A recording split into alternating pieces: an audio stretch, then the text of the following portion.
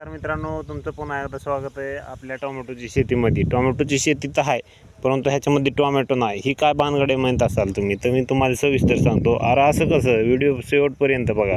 तर मित्रांनो, आता टोमॅटोची शेती पुण्याच्यात टोमॅटो नाही, याचं कारण म्हणजे आपल्याला भेटणं झालं मल्चिंग करण्यासाठी ट्रॅक्टर. तर मित्रांनो, हातानं आतरूया म्हणलं होतं, परंतु म्हणले लय दिवस लागेल आणि वारं सुटलं आहे, त्याच्यामुळं आतरायला थोडं प्रॉब्लेम होईल.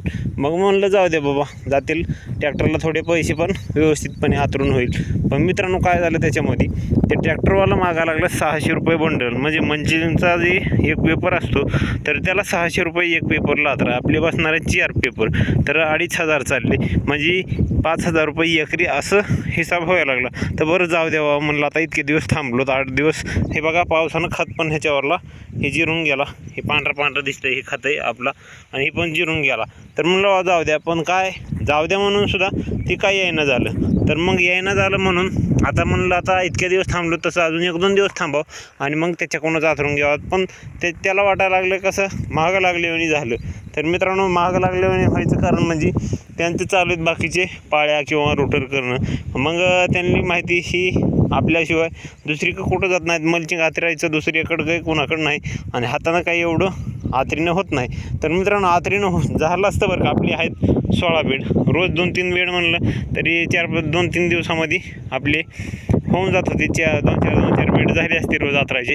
परंतु त्या ट्रॅक्टरच्या ह्याच्यामुळं सगळा घोळ झाला आणि आपलं सगळं मल्चिंग आतरायचं राहून गेलं आणि टोमॅटो लावायचे राहून गेले.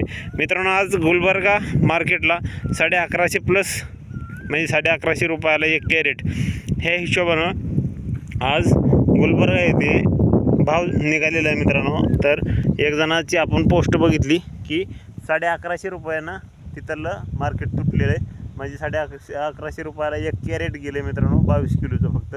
तर मित्रांनो, अशा ह्याच्यामध्ये जर टोमॅटो ज्याचे असतील त्याचे पैसाच होणार आहे. आपलं तर आता खूप सारा उशीर झाला, पण असू द्या, जेवढं आहे तेवढं भेटत असतं. त्याच्यामुळं आपण काही तक करायचं नाही जास्त. ज्यांचे पैसे होणार आहेत ते शेतकरी पण आपलेच बांधव आहेत, आणि त्यांचे पैसे अजून जास्त होत ही आपली ईश्वरचरणी प्रार्थना. आणि त्यांचा माल भरभरून निघाव, टेम्पो निघाव, आणि कॅरेट भरावतं ही अपेक्षा आपली देवाकडे. तर मित्रांनो, आजच्या व्हिडिओमध्ये एवढंच. भेटू दुसऱ्या व्हिडिओमध्ये.